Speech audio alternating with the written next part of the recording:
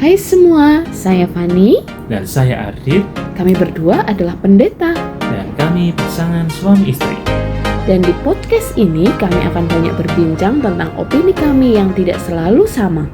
Selamat mendengarkan. Membiasakan diri itu jadi hal yang paling sulit ya buat aku. Membiasakan diri ngapain aja tuh aku tuh susah gitu loh. Kadang tuh berkomitmen untuk ngapain. Misalnya aku berkomitmen untuk kayak diet ya, misalnya aku mau diet, tapi nanti dapat seminggu atau sebulan terus berhenti. Terus nanti aduh kayaknya aku emang harus diet nih, nggak boleh kelebihan. Terus nanti mulai lagi, terus berhenti lagi. Pokoknya membuat habit kecil tuh susah. Aku diet seminggu gak makan nasi we. Nasiku mudun no. Ya mungkin karena itu langsung ekstrim, jadi kamu nggak bisa. Tapi aku aman sih. Sampai sekarang? Aman sampai sekarang. Udah berapa minggu nih? Lupa. Mungkin ada bulan ya, nggak cuma minggu. 2 bulan mungkin. Ya enggak. Tapi nggak menghindari nasi, saya sama sekali nggak makan nasi gitu loh. Mencoba. Hasilnya turun berapa kilo? Dari 82 sekarang di 80,5. Konsisten di situ. Iya, terus naik ini lagi. udah stuck lagi, udah ya mas di 80,5 itu nggak turun-turun. Dan kalau lagi stuck rasanya ingin menyerah. Susah memang. Aku 95. Kadang jadi 93. Terus kemarin sempat 92. Nggak tahu ini mungkin balik lagi. Merasa berat kok. Ini balik lagi. Kayaknya balik lagi deh. Karena kamu berhenti ya. Berhenti dan tidak olahraga. Aku kayaknya sih marahi cepet olahraga. Ya udah kan kemarin sepatunya udah ready. Iya. Kamu apa lari? Lari aja. Setiap pagi lari gitu. Keliling Lamongan gitu wes. Kayak lumayan deh. Kayaknya nggak usah lari sih. Mesti yang penting kamu pagi keluar rumah jalan. Nggak peduli berapa lama atau harus berapa jauh atau berapa cepat. Yang penting konsisten. Lah, kan kita tadi ngomong ke kebiasaan. Susah banget untuk membangun kebiasaan. Bangun pagi. Di Indonesia, menurut aku lupa sih, aku nonton ini di kontennya Andovi. Orang Indonesia itu orang yang paling bangun pagi. Paling bangun paling pagi. Maksudnya orang Indonesia menurut si itu tadi bangunnya itu termasuk paling pagi gitu. Iya, itu rata-rata orang Indonesia bangun itu rata-ratanya jam 6.55. Itu paling pagi di dunia. 6.55 tuh jam itu kurang 5 menit. 5 menit itu udah siang sih. Tapi kan rata-rata. Jadi memang ada yang mungkin ya harus sholat subuh gitu jam 5 jam 4 kan tangi. Orang Jakarta jam 4 harus ada harus kerja. Tetapi juga ada pemancing sing jam 8 lagi tangi, jam 8 lagi tangi, pengangguran yang jam 10 lagi tangi lah. Ketika itu di rata-rata jadilah jam 6.55. Tapi kayaknya tidak berbanding lurus dengan etos kerja deh. Maksudnya gimana tuh? Maksudnya gimana? Walaupun bangunnya paling pagi, tetapi belum tentu etos kerjanya paling baik. Bandingnya kalau Jepang ya, misalkan Jepang aja kereta telat semenit, nggak sampai berapa detik aja udah ditinggal gitu.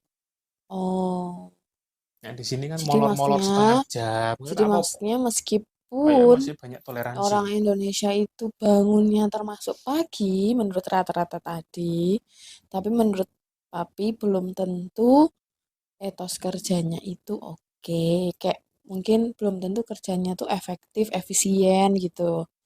Masih ada banyak waktu yang terbuang-buang gitu maksudnya. Iya, karena gini, orang di Indonesia ya, anggapannya orang yang bangun pagi sama dengan rajin. Ada Terus iya iya. sampai ada sebutan bahwa jangan jangan bangun siang nanti rezekinya dipatok ayam gitu-gitu ya. Tapi sebenarnya itu hanya pepatah belaka menurutku. Karena ada orang yang meskipun dia bangun siang, tapi kerjanya tuh benar-benar dikerjain, Kayak produktif gitu ya. produktif banget, sampai malam bahkan dia produktifnya di jam malam malahan. Makanya dia tidur larut malam, terus bangunnya kesiangan. Menurutku itu tidak tidak bisa menjadi tolak ukur orang yang bangun pagi kerjanya produktif ya. Enggak mesti. Hmm. Tapi kan kemudian di budaya Indonesia hampir semuanya ya bangun pagi itu mendapat nilai yang positif gitu. Morning person. Morning person tuh mendapat sesuatu yang positif banget gitu. Padahal Yang bangun sebenarnya siang otomatis kayak jelek banget iya, nih. apa nih pendeta, posek calon pendeta, tanginnya awan terus. Gue Auto mesti elek, dihujat, langsung dihujat wong akeh, auto yakin aku. dihujat. Jadi, Nggak jadi ditahbiske karena nah, apa? Karena bangunnya siang. nah, padahal kan itu tidak menjadi tolak ukur seseorang Betul. berintegritas dalam bekerja apa enggak sebenarnya. Hmm. Walaupun aku nggak ngerti ya, aku bukan orang kesehatan ya. Secara kesehatan ya gimana? Kayaknya Orang nggak yang bangun baiknya ya. pagi itu apakah kesehatannya lebih baik daripada orang yang bangun siang gitu? Aku nggak tahu juga sih. Tapi Kayaknya ini sih nggak hanya, tahu ya. Tanya dokter nek mau tahu. uh-uh. Cuman kayaknya korelasinya itu bukan masalah bangun pagi atau bangun siang, lebih sehat mana, tapi siapa yang punya istirahat yang cukup itu yang kayaknya lebih sehat gitu. Ya kan bangun siang juga cukup. Misalkan dia Iya, makanya itu. dia tidur jam 3 pagi gitu. Ya Bangun saking jam produktif. 9 gitu. Itu Jadi kan sudah itu 6 sudah jam. 6 jam istirahat. Gitu. Tapi yo kalau di sini eh ya tetap bangun pagi tetap masih dianggap yang kayak oh bagus Ya sekali, karena di oh, luar Indonesia. biasa gitu. Dan generasi kesepuan masih sangat begitu ya. Ya soalnya kan baby boomers masih hidup ya. Ya Jadi kan ampun. gitu.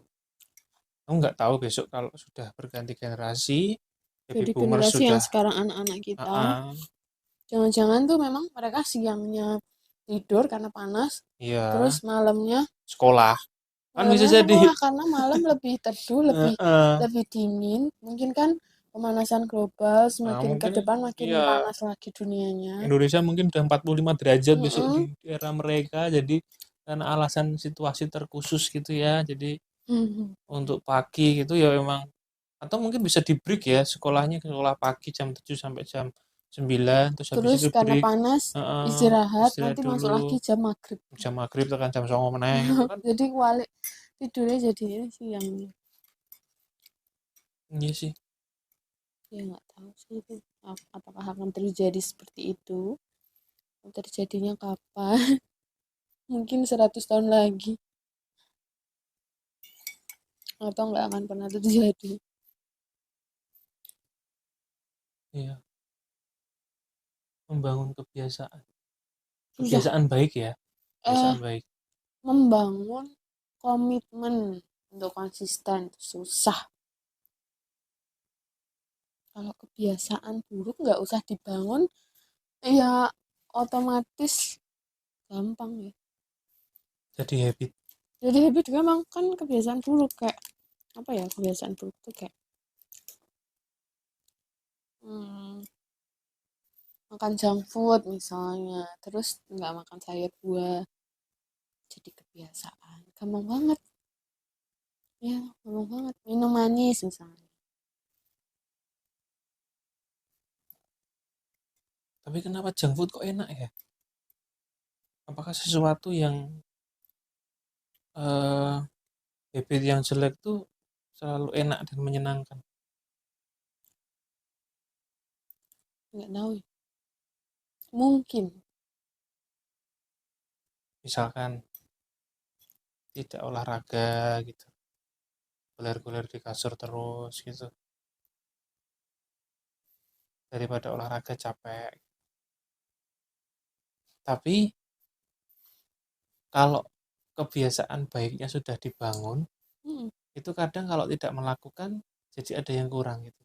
Orang yang biasanya olahraga bener. terus berhenti olahraga dia Jadi juga sakit-sakit pegel-pegel. pegel-pegel gitu. Aku pernah ngerasain waktu Heeh. kuliah. Kan aku sama Putri, waktu itu kami tuh jadi member di sebuah tempat gym gitu daerah mana ya daerah mana ya itu ya aku kok lupa ya pokoknya arah ke asrama lah. Seturan, Nah, sebelum Seturan sih. Babarsari. Kayaknya Babarsari maju dikit. Pokoknya kami tuh sampai member di situ dan itu kan selama masa skripsi. Ya itu karena kami setiap hari mesti senam atau nge-gym di situ. Sekalinya enggak, itu pegel-pegel. Bener-bener rasa aduh kok badan nggak enak ya. Kayak aku tuh obah gitu. Terus akhirnya kami berangkat lagi karena badan nggak enak.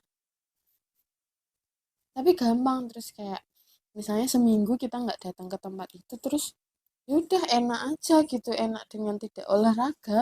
Hmm, Jadi ngerusak habit yang udah baik. dibangun tuh juga segampang itu. Hmm, Tapi menurutku nggak apa-apa sih. Normal kok. Maksudnya kita nggak perlu menghakimi diri sendiri atau menghakimi orang lain yang susah membangun kebiasaan-kebiasaan baik. Yang penting kan kita niatnya sudah ada nih. Kita misalnya mau bikin habit yang baik apa kayak gitu. Yang penting niatnya sudah ada. Ya udah kalau toh di dalam perjalanan berusaha berkomitmen, berusaha untuk konsisten, berusaha membangun kebiasaan itu, terus kita ada jedanya atau ada gagalnya, menurutku sih ya nggak apa-apa ya. Tinggal dibangun lagi aja. Kayak, oh aku pengen bikin habit apa, gagal. Ya udah nggak apa-apa. Nanti kita bangun lagi gitu. Nggak perlu saya stres sampai berlebihan hanya karena kenapa ya aku gagal terus kenapa ya aku gagal terus oke, nanti malah bingung sendiri. oke. Tapi sebenarnya habit itu perlu goals nggak? Perlu supaya itu memacu menurut. Nah tadi kalau nggak apa-apa habitnya gagal nanti berulang lagi, habit gagal diulang lagi nggak jadi-jadi dong goalnya. Ya misalnya kita punya goalsnya misalnya tahunan nih untuk habit apa ya misalnya olahraga lah kalau misalnya gagal ya nggak apa nanti kita bangun lagi sampai misalnya 1 tahun 12 bulan oh goalnya tercapai karena kita setiap kali kita jatuh kita gagal kita bangkit lagi kita gagal lagi nih misalnya olahraganya tapi kita coba lagi lama-lama itu jadi beneran jadi habit di akhir tahun asal kita kayak gitu coba lagi nanti gagal hari ini malas olahraga besoknya nggak apa-apa coba lagi gitu sampai jadi habit. Tapi kan harus ada goalsnya kan, Iya goalsnya tidak misalnya hanya tadi habit 1 tahun. dilakukan ya karena biar habit aja gitu. Oh Goals itu enggak. kan untuk menyemangati kita Heeh. melakukan habit itu ya. Iya supaya kita tahu tujuannya kita tuh bikin habit ini tuh apa ya dia harus ada goalsnya bener-bener misalnya ada waktunya juga hanya dalam perjalanan dalam prosesnya itu kalau misalnya gagal nggak usah yang kayak menghakimi diri sendiri aku kok gagal sih aku tuh nggak bisa aku aduh aku tuh nggak akan pernah bisa jangan gitu. Tapi diapresiasi. Oh, kayak nggak apa kamu udah hebat loh sampai di titik ini nggak apa yuk kita jalan lagi gitu Hmm, karena kalau menyesali misalnya ya tadi ngomong ke olahraga ya kita ngomong ke diet misalnya kita diet nih udah jalan 1 bulan terus tergoda sama nasi padang sekali ya udah nasi padang juga berkat Tuhan tau ya udah kita mulai lagi gitu. Mulai lagi oh nanti jalan dietnya berhasil sampai 2 bulan ketemulah lagi nah sama sama apa ya eh, burger atau sama apa gitu ya udah nggak apa-apa itu kan juga tetap makanan yang meskipun kurang sehat ya ya udah nanti kita mulai lagi gitu tapi lama-lama ketika terus terus terus dilakukan sampai akhirnya beneran dietnya tuh berhasil gitu. sampai nggak tergoda lagi sama nasi padang, burger dan lain-lain lalalanya itu. Oke. Beda kalau gini 1 bulan diet terus ketemu nasi padang, terus merasa bersalah, terus merasa berdosa, terus akhirnya kayak aku gagal, terus mandek, berhenti di situ, menyesali diri, aduh aku gagal dong, gini. Sing dipikirkan negatif nanti tujuannya nggak dapat. Oke. Ya. Saya mungkin ini mirip ya, nggak sama sih, tapi mirip. Aku gandengan yang kemarin tuh. Aku nonton video TikTok. Jadi ada yang FYP. Sing kemarin tak ceritain tuh di Yang mobil mana? itu. Sing itu loh. Sing apa? Ada orang Ada orang kerja. kerja. Dia lewati waduk. Mm-mm. Terus pagi hari ketika dia berangkat kerja, Mm-mm. dia melihat segerombolan orang mancing di Mm-mm. waduk itu. Nah, dia videokan paginya. Kemudian sampai sore dia kerja kan. Dia Mm-mm. lewat waduk itu mau pulang. Gitu. Terus dia masih lihat orang-orang podo mancing sampai sore itu. Mm-mm. Jadi kan dia beranggapan bahwa iki pemancing iki seko esok tekan sore. Terus dia nggak video. Iki wong-wong iki rasa syukure kok ya udah gede men ya. Kok dora pengen tuku Pajero, tuku Innova, Tapi tuku mancing Fortuner. hari demi Kok hari. yo kok yo rasa syukure kok ya gede men ngono lho. Mau Mm-mm. pengen entuk nilai lho. Syukure iki gede men. Impiannya kan mau entuk Impiannya nilai. dapat nilai Nah, ya, nggak ada impian. sebenarnya video itu sederhana. Cuman aku mikirnya juru banget itu loh. Nah, sekarang ini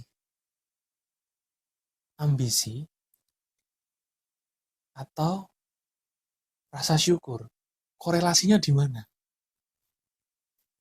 Kalau kita misalkan eh, kita bekerja terus gitu ya, cari uang terus tiap hari sampai pagi sampai malam, sampai pagi lagi udah dapat gaji tetap, tapi masih cari sampingan dan lain sebagainya, itu kita dianggap sebagai orang yang nggak bisa bersyukur gitu. Karena terus haus nyari, Ya, mengejar apa tapi gitu. sebaliknya ketika kita urip sak cukupe digawe happy dan mungkin tidak terlihat kita bekerja keras gitu, orang-orang menganggapnya bahwa kok orang ini kok nggak punya ambisi untuk Nggak punya ambisi, nggak punya punya tujuan hidup uang gitu ya. lebih gitu ya, nggak punya goals gitu, nggak punya impian ya. Dia mau beli pengen Pajero apa piye to? Kira pengen Fortuner apa piye to? Kok Impiannya rasa syukur Honda Grand Prima ki piye kanune piye? Itu iya. korelasinya gimana ya? Aku kok kepikiran tapi menarik. Nek Mami tadi kan ngomongnya tentang goals itu ya untuk penyemangat, tetapi kalau tidak terjadi, kalau di tengah jalan harus berhenti sejenak ya ora apa-apa gitu. Mm-mm. Itu gambarannya piye? Mengapresiasi diri aku sudah kuat segini. Tapi kecenderungannya adalah mungkin ini hanya tebakanku. Generasi-generasi kita ke atas, Mhm. maksudnya kita Ke dan atas tuh adik-adik kita itu, kita dan adik-adik ke bawah ke dong. bawah ya maksudnya ya, yang ke bawah itu terlalu cepat untuk yuk apresiasi diri, yuk apresiasi diri, Kurang berambisi ya. kurang berambisi gitu. Kayak generasi K10-an yang mereka tuh kayak gigih banget Iya, gitu loh. kalau kita mendengar cerita-cerita orang tua kita, Gigih banget lah. gigih banget mereka bener-bener Mereka dari bener-bener. nol. Ya itu ya. Iya sih, emang aku juga mengakui generasi K10-an tuh gigih luar biasa. Mereka bener-bener perjuangannya luar biasa. Kalau generasi aku sampai adik-adikku ke bawah itu sidik-sidik mental health, sidik-sidik aku lagi trauma ya, sidik-sidik aku stres, sidik-sidik aku burn out iki gitu loh. Aku juga nggak tahu kenapa dan eh, aku merasa aku ada generasi yang kejepit di antara dua generasi ini. Jadi aku juga ada rasa ambis-ambisnya gitu kayak generasi K10-an, tapi aku juga ada gitu dikit-dikit yang mental health, dikit-dikit aduh harus konsul ke psikolog nih. Ya. Aku dikit-dikit harus yang inilah itulah. Dan generasi-generasi di bawah kita ya, berarti ya, di bawah kita tuh generasi-generasi ketika mereka melakukan sesuatu yang berharga dikit gitu, kebaikan sedikit saja, atau mungkin mereka bekerja effort effort dikit aja, itu udah bikin status. Ya generasi kita generasi yang kejepit menurutku ya, karena ya aku Kejepit. menyadari bahwa eh Kita juga harus gigih. gigih Kalau ya nggak itu. gigih juga nggak akan jadi apa-apa gitu. Tapi kita juga menyadari pentingnya itu tadi memperhatikan kesehatan mental. Gitu-gitu isu-isu tentang kesehatan mental itu kita juga sudah sadar gitu. Iya, bener Jadi sih.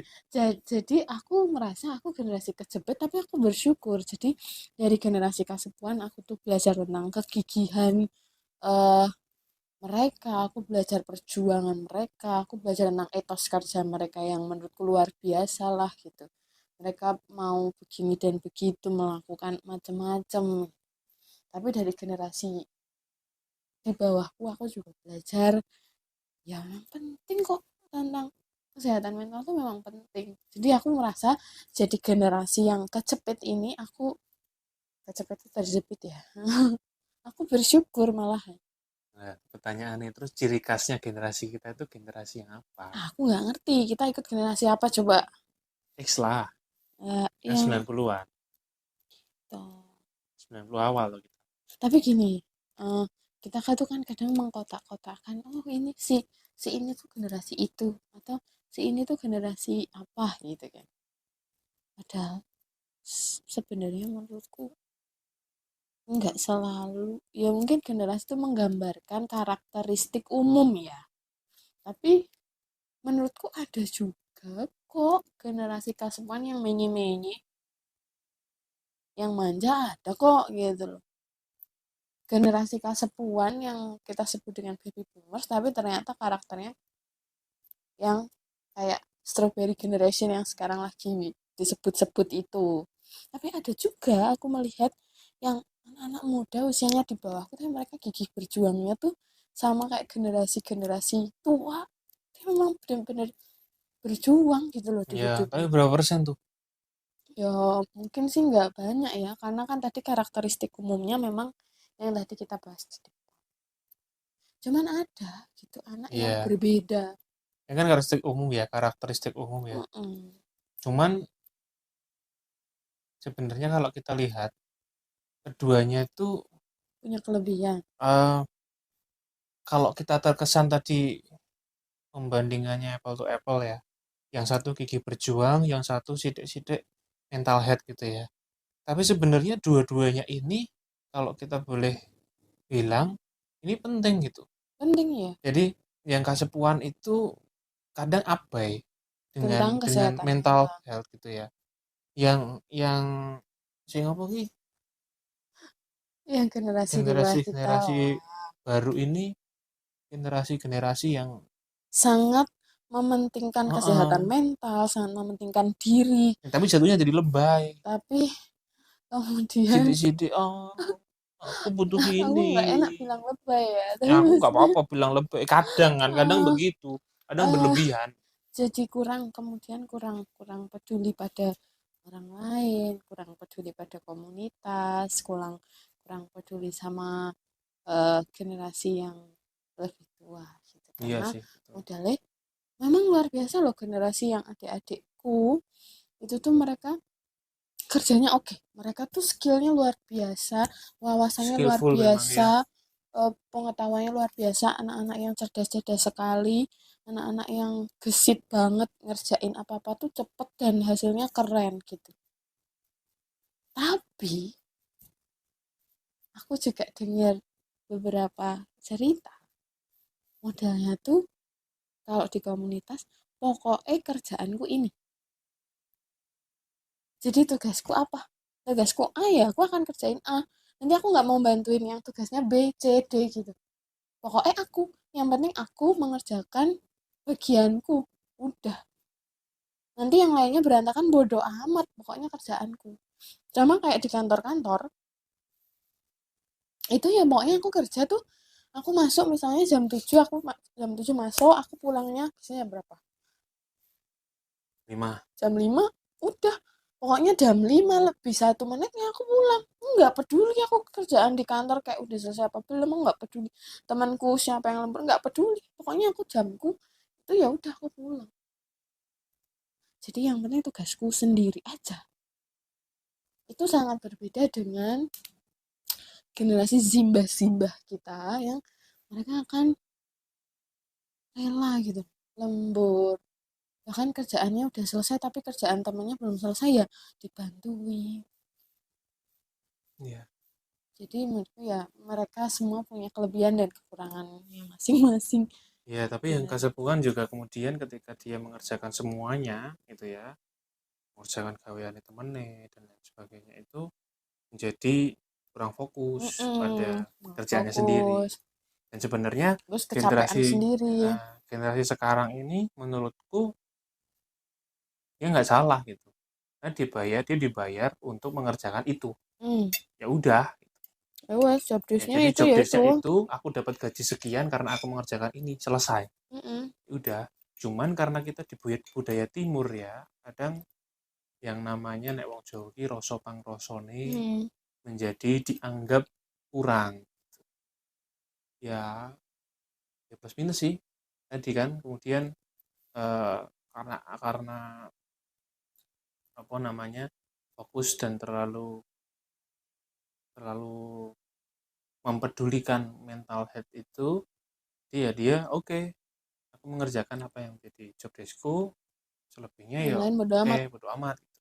Nah, kalau yang kasepuhan yang mungkin dalam tanda kutip abai dengan mental health, dia mengerjakan semuanya, tidak peduli dengan Tapi dengan kesel dewe. dengan mental health-nya, dengan kesehatan fisiknya gitu. Jadi dia nggak peduli dengan itu. Hmm. Ini menarik sih Jadi semuanya. semuanya memang menurutku setiap generasi itu punya kelebihan dan kekurangannya sendiri. Dan kita mesti pintar-pintar kalau bergaul dengan tiap-tiap generasi itu. Ya udah ngertiin mereka aja dengan karakteristik tiap-tiap generasinya. Dan nggak ada yang salah sih memang dari semua generasi karena sebenarnya mereka tuh bertumbuh di konteksnya mereka. Jadi konteksnya mereka yang ngebikin mereka jadi generasi tertentu dengan karakteristik tertentu. Ya Iya, kayak iya. setiap generasi itu punya tantangannya sendiri dan nggak bisa kita samain tantangannya. Tantangan setiap generasi beda-beda. Tantangannya beda dan ini aku kok merasa malah mereka punya punya daya juang sendiri ya. Karena gini, aku ngajar Mm, ngajar STM. mm, Nggak ngerti ya, ini gambaran Gen Z secara keseluruhan atau ini gambaran orang yang terbentuk karena keadaan konteks gitu ya. Karena konteksnya di STM gue itu adalah STM swasta tapi murah. Bahkan ketika kamu nggak mampu, kamu akan dibiayai free semua.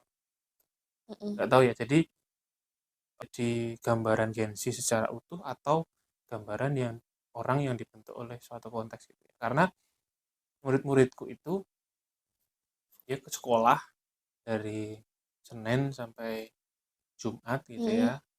Kalau di semester-semester gini, semester mereka yang kelas 3 mau ujian, mereka akan banyak tambahannya di hari Sabtu gitu.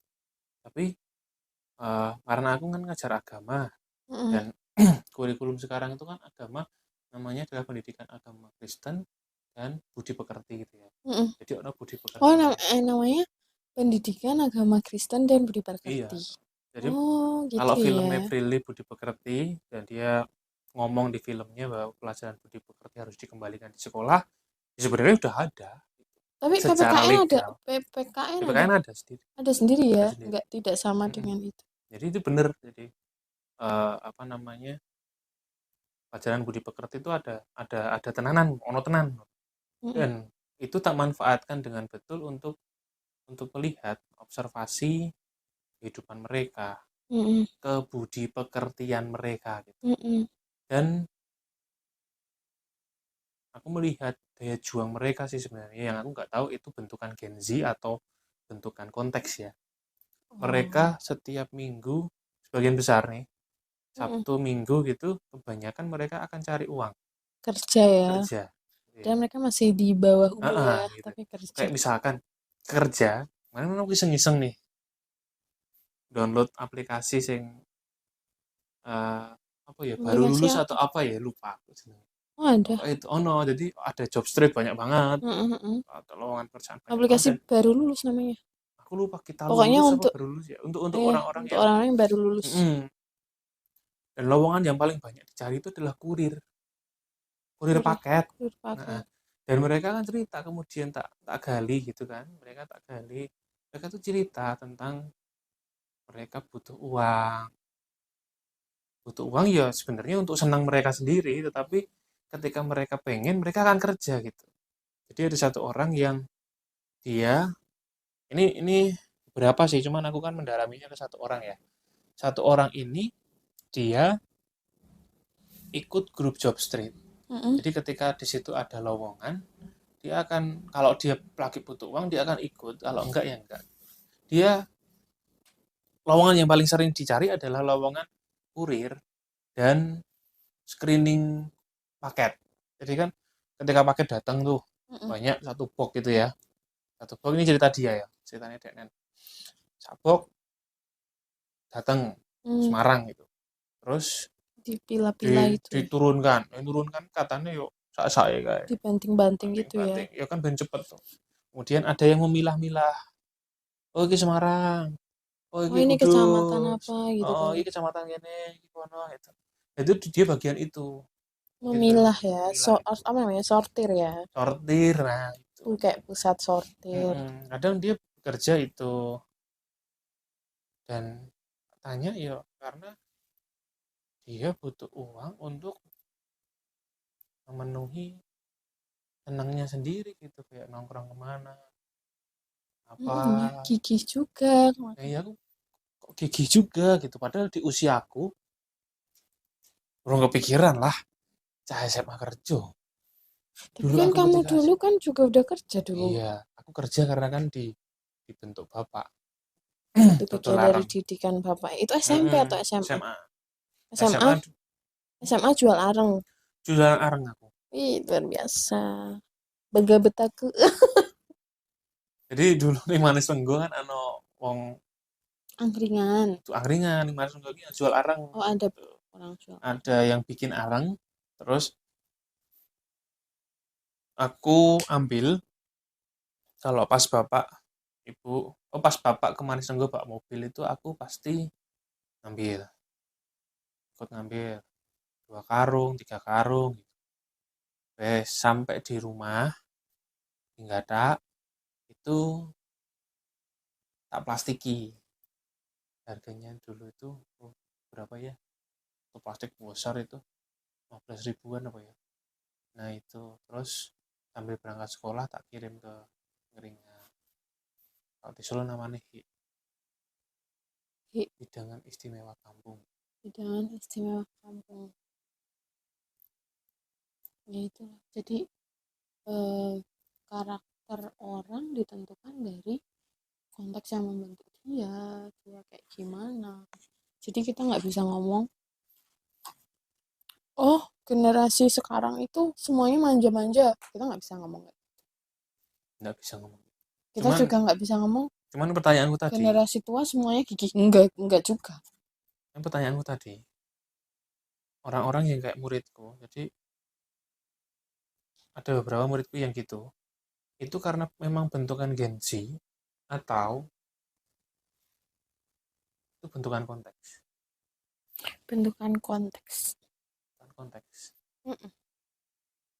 Jadi dia jadi generasi sekarang, generasi muda yang gigih karena memang konteksnya dia akhirnya membentuk dia jadi kayak gitu. Jadi dia berbeda dari generasinya dia yang pada umumnya. Jadi Gen Z pada umumnya gimana? Ya pada umumnya yang tadi. Yang mohon maaf ya adik-adik. Ya yang gitu katanya ya. Umumnya. Umumnya tuh loh. Kalau kamu tidak seperti yang kami bicarakan, ya tunjukkan. Katanya tuh manja. Katanya tuh dikit-dikit stres, dikit-dikit trauma, dikit-dikit depresi gitu. Dikit-dikit apa. Tapi luar biasa. Itu artinya tuh generasi muda sekarang itu sadar tentang kesehatan mental gitu. Jadi generasi yang dulu nggak sadar, sekarang mereka udah sadar. Tapi Mereka ngerti ada kalau aku lagi ini begini, aku harus datang kemana nih? Aku begini, aku harus datang ke psikolog nih. Aku harus gitu. bulan keluarga nanti tuh di Iya Oktober sih. kan jadi menarik itu kalau kita bikin pembinaan secara terpisah dulu, anak dulu gitu ya. Nah, kayaknya aku udah pernah itu. Tapi Hasilnya eh, hasilnya gimana? waktu itu aku lupa momennya apa. Aku diundang di GKJ Kablu. Aku lupa waktu itu momennya tuh apa. Diundang ke GKJ Kablu untuk ngomong tentang Aku ingat apa-apa. empati. Kayaknya itu tuh tentang keluarga, apa ya, komunikasi dengan keluarga atau apa gitu loh. Ya wes, akhirnya kan waktu itu aku ngejelasin ya dasar dasar firmannya tuh apa, terus jadi orang tua tuh bagaimana jadi orang tua yang menjadi teman untuk anaknya gitu-gitu. Udahlah, nah yang menarik itu setelah aku udah pernah cerita ya kayaknya, lupa Belum, ya tapi lupa. setelah aku memaparkan materi kan ada tanya jawabnya. Mm-mm. Oh, seru tuh, pokoknya udah seru.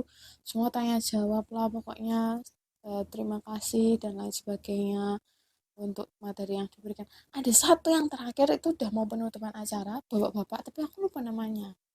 Yang tanya, dia tuh gini, Bu, kami sebagai orang tua sudah tahu, kami sudah belajar malam hari ini, waktu itu malam-malam, kami sudah belajar malam hari ini tentang komunikasi empatis. Ah iya. Ya, komunikasi empatis. Jadi kami sebagai orang tua itu harus punya empati pada anak-anak. Kami sebagai orang tua itu harus bisa mendengarkan anak. Kami sebagai orang tua itu harus menjadi teman berjalan untuk anak-anak kami. Kami nggak boleh berada di depan menuntut anak, tapi kami juga nggak boleh ada di belakang membiarkan anak jalan sendiri. Kayak gitu-gitu. Dia nangkep materinya. Terus dia ngomong gini, tapi masalahnya Bu Fani, yang ikut malam hari ini tuh tua semua ya. Ini kami semua itu generasi orang tua dan generasi simbah-simbahnya. Sedangkan anak kami tidak ada di sini mendengarkan Bu Fani. Gimana kalau kami sudah berusaha empati, kami sudah mencoba membangun komunikasi yang empati, tapi anak-anak kami enggak. Jadi pada waktu itu yang datang cuma orang tua. Nah, terus Jadi gitu. jadi aku ngomong, aku gini waktu itu, iya, jadi sebenarnya sesi atau materi seperti ini harus didengarkan dari kedua belah pihak, nggak bisa hanya generasi tuanya aja. Percuma kalau generasi tuanya sudah mendengar dengan baik, udah empati, tapi anak-anaknya ini sekarang nggak ikut acara ini, tapi lagi di rumah mainan HP. Nanti sampai di rumah, Bapak Ibu sudah mencoba menyapa dengan baik, jadi orang tua yang baik, yang mendengarkan. Tapi anaknya yang malah kayak ilfil sendiri gitu loh. Jadi Iya, harusnya kegiatannya memang harus ada dua. makanya sebenarnya ini jadi bahan pembinaan yang baik gitu di bulan keluarga. Minggu pertama gitu ya, yang bapak-bapak dulu. Kemudian minggu kedua yang Bunda-bunda. ibu-ibu dulu. Minggu ketiga anak-anak. Minggu keempat diharapkan semuanya gabung. Itu itu akan jadi sebuah pembinaan yang baik banget menurutku ya, karena Iya sih. hmm, detailnya aku belum mikir sih, hanya Ya kan ini cuman kasarnya aja gitu. sekedar ini ya. Tapi ya memang gitu karena eh, sekarang ya PA di blog, di kelompok itu kan PA yang sebagian besar diikuti oleh yang tua-tua tok. Yang muda-muda juga nggak tertarik atau mungkin merasa bahwa itu adalah kegiatannya orang tua gitu, bukan kegiatanku gitu. Kegiatanku beda gitu. Nah, Mm-mm. ini menjadi PR kita biar besok di bulan keluarga itu ketika ada semua dikumpulkan jadi satu begitu, ya udah semuanya bisa ngomong di situ. Mm-mm. Keren, coba aja dibikin besok pas bulan keluarga. Kayaknya bagus itu. Benar-benar bisa membantu keluarga-keluarga. Kita tadi tuh ngomongin apa ya? Kok bisa sampai sini ya? Boh, lali aku. Ngomong kayak kebiasaan. Kebiasaan. Terus jadi pindah ngomong apa lagi? Anu, Rasa ambisi dan rasa syukur. ambisi dan rasa syukur. Terus habis itu ngomongin generasi. Terus ngomongin bulan Itu apa itu jadi keluarga. bahan PE, dari pertanyaan PAW itu? Apa? Apa korelasi antara ambisi dan rasa syukur? Seberapa takarannya atau skalanya kita harus berambisi dan seberapa takaran dan skalanya kita harus bersyukur gitu. Karena nampaknya dua hal itu kayak dua hal yang bertentangan gitu, tapi sebenarnya dua-duanya harus berjalan beriringan. Kalau aku sih takarannya sudah jelas. Hmm, 50-50 harus. hmm, Jadi harus 50-50. gitu ya. Rasa syukurnya harus benar-benar ada, tapi ambisi itu juga penting. Tujuan itu penting. Kalau kita bersyukur terus, ya tadi jadinya kayak orang yang mancing itu tadi. Ya udah dia nggak ada pencapaian, Itu ya pencapaiannya ya. pencapaiannya dapat nilai Untuk nila, untuk bawal, untuk dan lele. bawah. Nah, Iya, pencapaian ukurannya weh. setelapak Makanya tangan. kan rasa syukurnya Nah, gede. itu artinya terus jadi itu kan 100% penuh ya. Rasa syukurnya penuh, ambisinya nggak ada. Jadinya hidupnya nggak balance. Dia cuma bersyukur terus, tapi terus hidupnya gitu-gitu aja. Tapi yang terus berambisi kayak pagi bangun pagi cari kerja cari uang, pulang sore sampai rumah masih cari samben lagi, udah capek malam masih mikir gimana lagi aku dapat uang lebih banyak lagi, bikin ini bikin itu supaya uangnya lebih banyak lagi. Jadi ambisinya yang 100% tapi rasa syukurnya nggak ada, jadi ngejar terus nanti sampai sampai usia tua, sampai nanti pensiun lah atau sampai nanti lansia masih ngejar terus kayak haus, nggak pernah selesai, dan nanti waktunya pulang, waktunya dipanggil Tuhan meninggal, ya udah dia cuman mengejar hasrat duniawi we. Jadi menurutku memang harus berimbang antara ya bersyukur iya, berambisi iya, supaya ada pencapaian yang tetap harus ada, tapi kita mensyukuri ya iya, balance. Ya, menurutku ya oke gitu ya. Itu idealnya begitu ya. Idealnya begitu. Cuman menurutku mempraktekkannya tuh nggak segampang kita ngomong gini. Iyalah, Gitu ya. Karena proses kita tuh panjang ada lah. ada ya pertama konteks yang membentuk, situasi yang membentuk, suasana yang membentuk. Itu Mm-mm. kan kadang nek lagi rak duwe duit itu ambisi tok sing gede gitu. Kadang rasa syukur ya jadi tidak ada dan lain sebagainya. Nah, itu menurutku butuh kedalaman sih untuk bisa membalance keduanya. Tidak Iyalah. hanya sekedar ya harusnya 50-50. Iya, idealnya begitu. Prakteknya gimana? Prakteknya ya harus prosesnya dinikmati. Terus Nah, hari itu. demi hari itu belajar untuk ya bersyukur, tapi juga tetap punya tujuan hidup, tetap kerja, tetap serius gitu. Tapi Bersyukur. ya itu harus disadari ya. Di langkah kecilnya adalah disadari bahwa Latihan, latihan olah batin. ya Buddha banget nih, Buddhis banget nih kesadaran. Oh, Heeh, kesadaran aku terlalu mengejar banyak uang. Oh, heeh. kesadaran aku terlalu banyak bersyukur. Atau terlalu Terlalu banyak terlalu bersyukur dan tidak punya ambisi kan juga salah kan? iya terlalu nerimo, tapi terus akhirnya Heeh. gitu tok renek Iya, pencapaiannya gitu. ya oke. Itu harus, dan tapi itu ada proses yang panjang belajar Aku pun juga masih masih belajar banyak banget tentang gimana bisa balance antara bersyukur tapi juga tetap tetap punya pencapaian, punya tujuan hidup, punya ambisi untuk begini dan begitu. Gitu sih. Oke, Belajar terus. kayaknya udah deh bulan kita. Oke, Udah kayaknya banyak banget nih. sudah waktunya tidur. Bersyukur Angan itu bisa tidur sama kita, bisa tidur sama Simbai. Jadi kalau pas lagi nggak sama kita bisa bisa quality time dengan ngobrol-ngobrol kayak gini.